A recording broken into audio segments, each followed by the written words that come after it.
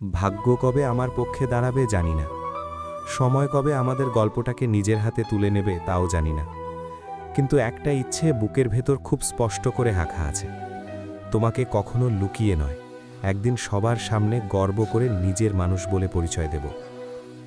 ভালোবাসা লুকিয়ে রাখার জিনিস না, এটা ভয় পাওয়ারও কিছু না।